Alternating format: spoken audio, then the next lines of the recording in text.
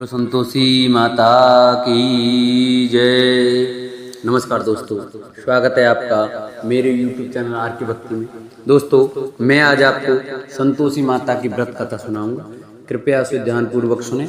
जो भक्त हमारे चैनल पर नए आए हैं वो हमारे चैनल को सब्सक्राइब करें, वीडियो को लाइक करें और कमेंट में संतोषी माता की जय लिखना ना भूलें। बोलो संतोषी माता की जय। माता संतोषी का व्रत पूजन करने से धन, विवाह, संतान आदि भौतिक सुखों में वृद्धि होती है। यह व्रत शुक्ल पक्ष के प्रथम शुक्रवार से शुरू किया जाता है। माता संतोषी माता के व्रत की पूजन विधि। सुख सौभाग्य की कामना से माता संतोषी के 16 शुक्रवार तक व्रत किए जाने का विधान है। सूर्योदय से पहले उठकर घर की सफाई इत्यादि पूर्ण कर लें। स्नान आदि के पश्चात घर में किसी सुंदर व पवित्र जगह पर माता संतोषी की प्रतिमा या चित्र स्थापित करें। माता संतोषी माता के सन्मुख एक कलश जल भरकर रखें। कलश के ऊपर एक कटोरा भरकर गुड़ व चना रखें। माता के समक्ष एक घी का दीपक जलाएं।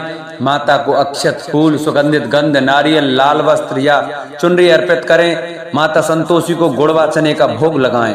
संतोषी माता की जय बोलकर माता की कथा आरंभ करें। इस व्रत को करने वाला, कथा कहने व सुनने वाला समय हाथ में गुड़ और भुने हुए चने रखें। सुनने वाला प्रकट संतोषी माता की जय इस प्रकार जय जयकार मुख से बोलता जावे। कथा समाप्त होने पर हाथ का गुड़ और चना गाय को खिला देवे। कलश के ऊपर रखा गुड़ और चना सभी को प्रसाद के रूप में बांट देवे।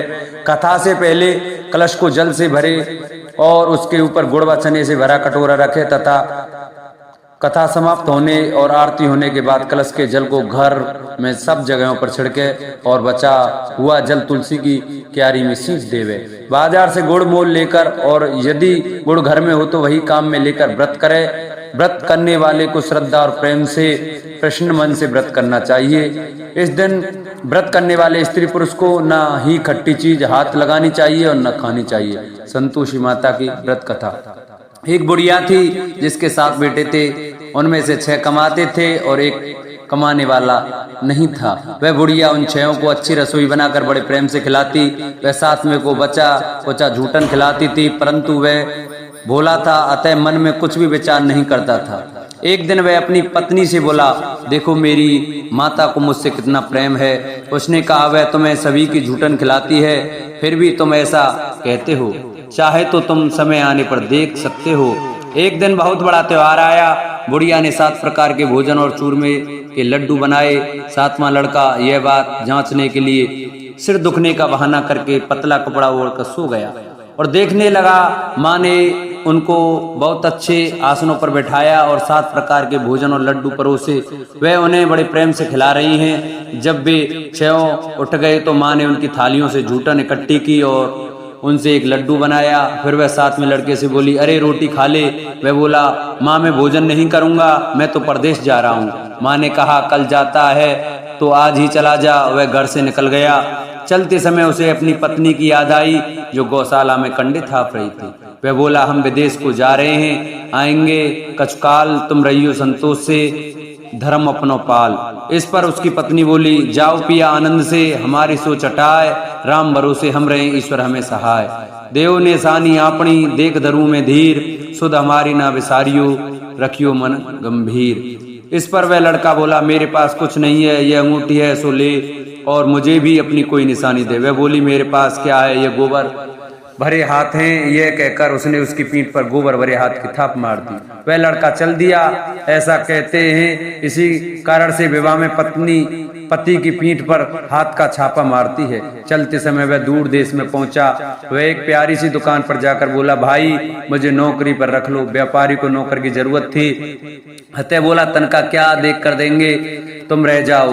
वह सवेरे 7 बजे से रात के 12 बजे तक नौकरी करने लगा। थोड़े ही दिनों में सारा लेन देन और हिसाब किताब करने लगा। सेठ के 7-8 नौकर चक्कर खाने लगे। सेठ से उसे 2-3 महीने ने आधे मुनाफे का हिस्सेदार बना दिया। 12 वर्ष में वह नामी सेठ बन गया और उसका मालिक उसके भरोसे काम छोड़कर कहीं बाहर चला गया। उधर उसकी औरत को सास और जेठानियां बहुत कष्ट देने लगी। वे उसे लकड़ी लेने जंगल में भेजती, भूसे की रोटी देती, फूटे नारियल में पानी देती। वह बड़े कष्ट से जीवन बिताती थी। एक दिन जब वह लकड़ी लेने जा रही थी तो रास्ते में उसने कई औरतों को व्रत करते देखा। वह पूछने लगी, बहनों, यह किसका व्रत है, कैसे करते हैं और इससे क्या फल मिलता है? तो एक स्त्री बोली, यह संतोषी माता का व्रत है। इसके करने से मनोवांछित फल मिलता है। इससे गरीबी, मन की चिंताएं, राज के मुकदमे, कलह रोग नष्ट होते हैं और संतान सुख, धन, प्रसन्नता, शांति, मन पसंद वर मिले, वार गए हुए पति के दर्शन होते हैं। उसने उसे व्रत करने की विधि बता दी। उसने रास्ते में सारी लकड़ियां बेच दी व गुड़ और चना ले लिया। उसने व्रत करने की तैयारी की। उसने सामने एक मंदिर देखा तो पूछने लगी, यह मंदिर किसका है? वह कहने लगी, यह संतोषी माता का मंदिर है। वह मंदिर में गई और माता के चरणों में लौटने लगी। वह दुखी होकर विनती करने लगी, माँ, मैं अज्ञानी हूँ, मैं बहुत दुखी हूँ, मैं तुम्हारी शरण में हूँ, मेरा दुख दूर करो। माता को दया आ गई। एक शुक्रवार को उसके पति का पत्र आया और अगले शुक्रवार को पति का भेजा हुआ धन मिला। अब तो जेठ जेठानी और सास नाक सिकोड़ने के कहने लगे, अब तो इसकी खातिरदारी बढ़ेगी, यह बुलाने पर भी नहीं बोलेगी। वह बोली, पत्र और धन आवे तो सभी को अच्छा है। उसकी आंखों में आंसू आ गए। वह मंदिर में गई और माता के चरणों में गिरकर बोली, हे माँ, मैंने तुमसे पैसा कम मांगा था, मुझे तो अपना स्वाग चाहिए। मैं तो अपने स्वामी के दर्शन और सेवा करना मांगती हूँ। तब माता ने प्रसन्न होकर कहा, जा बेटी, तेरा पति आवेगा। वह बड़ी प्रसन्नता से घर गई और घर का काम काज करने लगी। उधर संतोषी माता ने उसके पति को स्वप्न में घर जाने और पत्नी की याद दिलाई। उसने कहा, माँ, मैं कैसे जाऊं, परदेश की बात है, लेन देन का कोई हिसाब नहीं है। माँ ने कहा, मेरी बात मान, सवेरे नहा धोकर मेरा नाम लेकर घी का दीपक जलाकर दंडवत करके दुकान पर बैठना। देखते देखते सारा लेन देन साफ हो जाएगा, धन का ढेर लग जाएगा। सवेरे उसने अपने स्वप्न की बात सभी से कही तो सब दिल्ली की उड़ाने लगे। वे कहने लगे कि कहीं सपने की भी सत्य होते हैं। पर एक बूढ़े ने कहा, भाई, जैसे माता ने कहा है वैसे करने में का डर है। उसने नहा धोकर माता को दंडवत करके घी का दीपक जलाया और दुकान पर जाकर बैठ गया। थोड़ी ही देर में सारा लेन देन साफ हो गया, सारा माल बिक गया और धन का ढेर लग गया। वह प्रसन्न हुआ और घर के लिए गहने और सामान वगैरह खरीदने लगा। वह जल्दी ही घर को रवाना हो गया। उधर बेचारी उसकी पत्नी रोज लकड़ियां लेने जाती और रोज संतोषी माता की सेवा करती। उसने माता से पूछा, हे माँ, यह धूल कैसी उड़ रही है? माता ने कहा, तेरा पति आ रहा है, तू लकड़ियों के 3 बोझ बना ले, एक नदी के किनारे पर रख, एक यहाँ रख और तीसरा अपने सिर पर रख ले। तेरे पति के दिल में उस लकड़ी के गट्ठे को देखकर मोह पैदा होगा। जब वह यहाँ रुककर नाश्ता पानी करके घर जाएगा तब तू लकड़ियां उठाकर घर जाना और चौक के बीच में गट्ठा डालकर जोर जोर से 3 आवाजें लगाना, सासू जी, लकड़ियों का गट्ठा लो, भूसे की रोटी दो और नारियल के खोपड़े में पानी दो। आज मेहमान कौन आया है? इसने माँ के चरण छुए और उसके कहे अनुसार सारा कार्य किया। वह तीसरा गट्ठा लेकर घर गई और चौक में डालकर कहने लगी, सासू जी, लकड़ियां का गट्ठा लो, भूसे की रोटी दो, नारियल के खोपड़े में पानी दो। आज मेहमान कौन आया है? यह सुनकर सास बाहर आकर कपट भरे वचनों से उसके दिए हुए कष्टों को भुलाने के लिए कहने लगी, बेटी, तेरा पति आया है, आ मीठा भात और भोजन कर और गहने कपड़े पहन।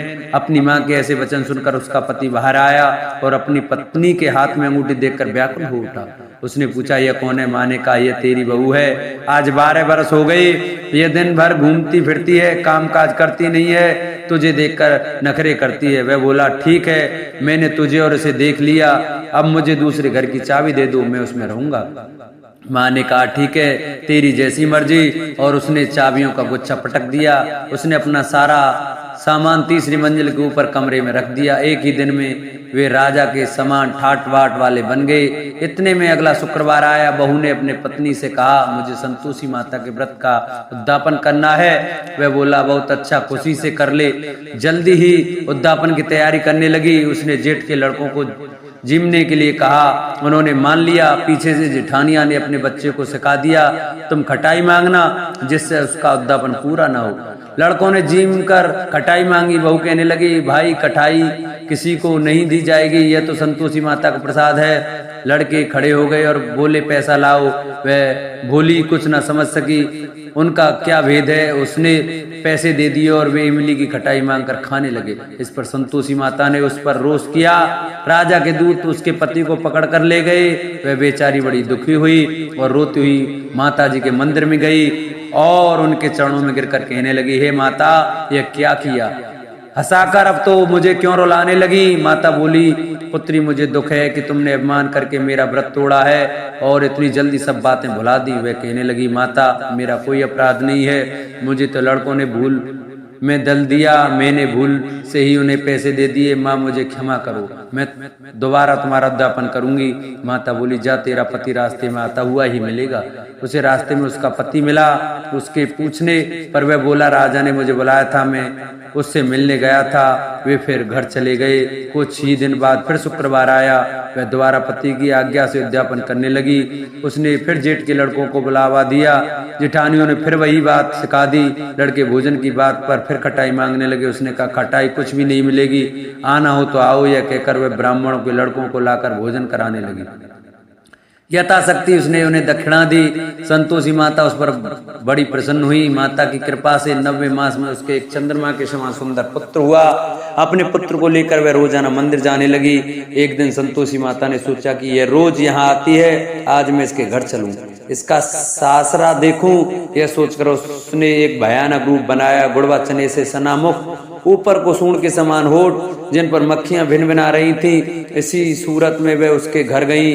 दहली में पांव रखते ही उसकी सासू बोली, देखो कौन डाकिन आ रही है, इसे भगाओ नहीं तो किसी को खा जाएगी। लड़के भागकर खिड़की बंद करने लगे। सातवें लड़के की बहू खिड़की से देख रही थी। वह वहीं से चिल्लाने लगी, आज मेरी माता मेरे ही घर आई है।